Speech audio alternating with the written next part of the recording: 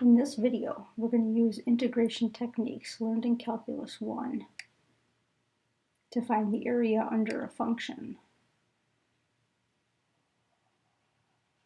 so that we can find the area under two functions or two curves that are graphed. So if you remember from Calculus 1, the whole purpose of integration is an accumulation process, and that accumulation process allowed us to find a value for the area under that curve or under that function. And so if we apply that technique then, where we have a graph with two functions, then we can find the area between those two graphs. So if we have a function graphed here that looks something like this, and we will call this the upper function, then if we would integrate that upper function between points A and B, maybe point A is over here and point B is over here, then the answer to that integral represented this area underneath that function. If we then superimpose on that a lower curve, which might look like this, and went through the same process, then the area we found if we integrated between points A and B would be this area down here.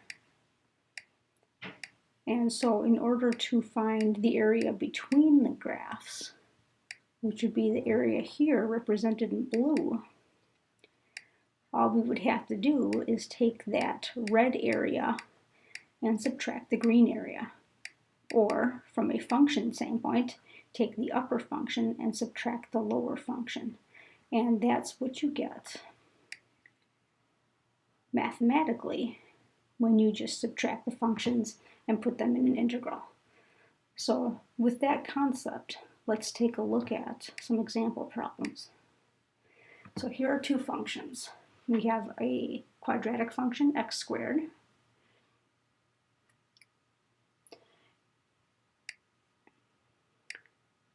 and that's represented by the red graph here.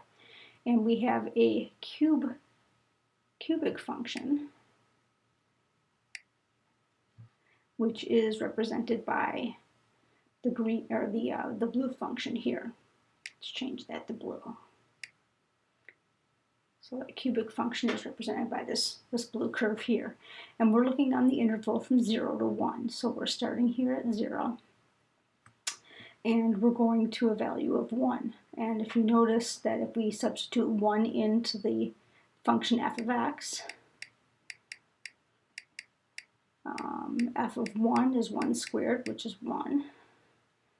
And if we substitute that function into g of x, substitute the value 1 into g of x, then we also get a value of 1. So we know that those two curves intersect here. And so we are going to find the value then of the area between these two curves, which is this little sliver of space right there, highlighted in green. And so in order to do that, we are going to integrate then from 0 to 1 our top function, which is the f of x, so that's the x squared. That's the bigger of the two functions over that interval. And then we're going to subtract our smaller function, which is our g of x, which is our x cubed. And so we're going to integrate that then over the interval of 0 to 1. And being polynomial functions, this is easy enough to integrate by hand.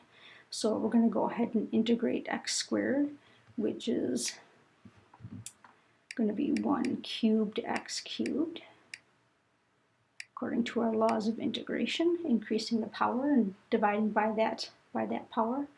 And then we're going to go ahead and integrate our cubic, and that's 1/4 x to the 4th. And we're going to go ahead and evaluate that on the interval of 0 to 1. And so as we evaluate the interval on the value on the interval of 0 to 1, we get 1/3 times 1 cubed minus 1/4 times 1 to the 4th minus 1/3 times 0 cubed minus 1/4 times 0 to the 4th, which is, knowing that all of this equals 0, we're going to get then just 1/3 minus 1/4, and getting common denominators then, we have a common denominator of 12, so this would end up being 4/12 minus 3/12, which ends up being 1/12. So that green area you see at the top of the screen has an area equal to 1/12 of a unit squared. Going on to the next example, this example has a lot of unique characteristics to it. We have two functions here, and we're on the interval from 0 to 2. And so if we look along that interval from where x equals 0 to where x equals 2, we notice that the upper function and the lower function change responsibilities at a point within that interval. In this case, a point right in the middle. Now that point being right in the middle gives us some nice characteristics. It gives us a nice symmetry point here. So if we take a look at this first area down here, this first area, if we spin it 180 degrees, is equal to this area up here. And so given that symmetry, we really only have to focus on how big this part is, knowing that that part is going to be half the total. And so if we set this integral up, and we set it up over the entire interval 0 to 2, we would have to use two intervals. We'd have to use an interval going from 0 to 1, which would be this first region here. And in this first region, the cubic curve, that's the red one, is greater than, or is the upper curve, and the linear function is below it, or is the lower curve. And so when we put that into the integral, then it looks like the cubic, which is the upper curve, minus the linear curve on that first interval. And of course, we always want to be sure that we have appropriate integration syntax here with our brackets and our differential expression dx. Then as we go on to the next interval from 1 to 2, those roles reverse. So now we have the linear function being the greater function, and the cubic is the smaller function. And so there is the entire expression over the entire interval. Using the symmetry here that we have,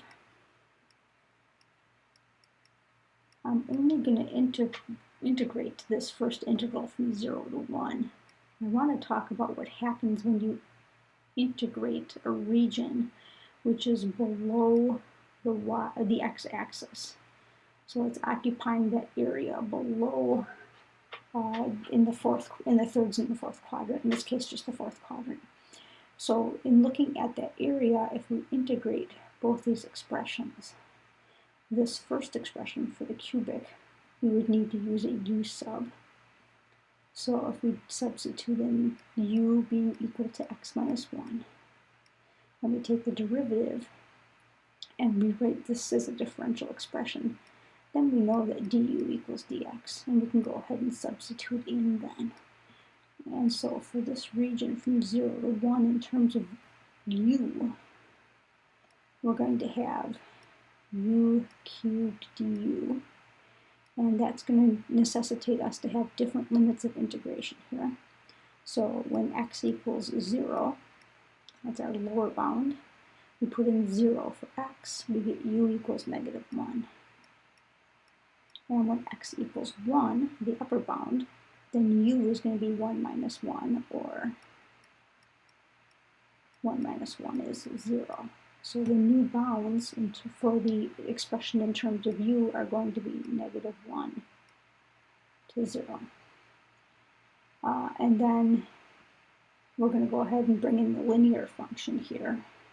So we're also going to have, and this is going to be in terms of x, so we're going to have the old limits of integration here from 0 to 1, x minus 1 dx. So now we can go ahead and integrate these pretty easily. Integrating u cubed, you get 1/4 u to the 4th.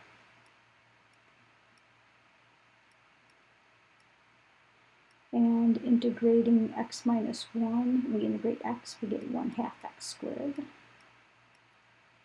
Integrating -1, we get minus x. And then we have the old limits of integration from 0 to 1. Now, since we did change the limits of integration on this expression and put them in terms of u, we can substitute in 0 directly, and we can substitute in -1 directly, and evaluate that if we'd like to. However, I think what I'm going to do is I'm going to get that expression back in terms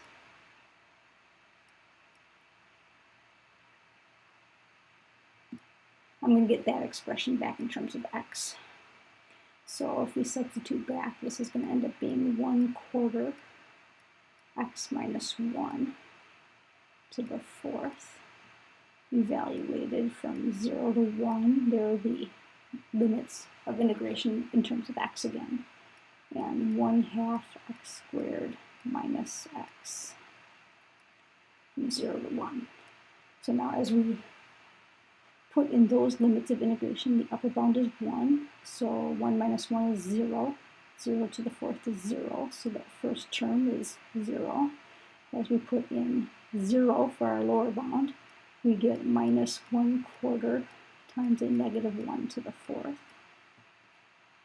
Evaluating this expression, we get 1/2 times 1 squared, that's the upper bound, minus 1. And the lower bound is 1/2 times 0 squared minus 0. That whole thing is 0. And so as we evaluate this, -1 to the 4th power is +1. So this is -1/4. And let me just get rid of that stray mark. There we go, -1/4. This expression is -1/2. And I forgot to put my brackets up there so I can distribute the negative sign. So that's -1/2, and that is +1. And when I evaluate this whole thing, I get -3/4 plus 1, which ends up being 1/4. And so since that represents half the total, then the total area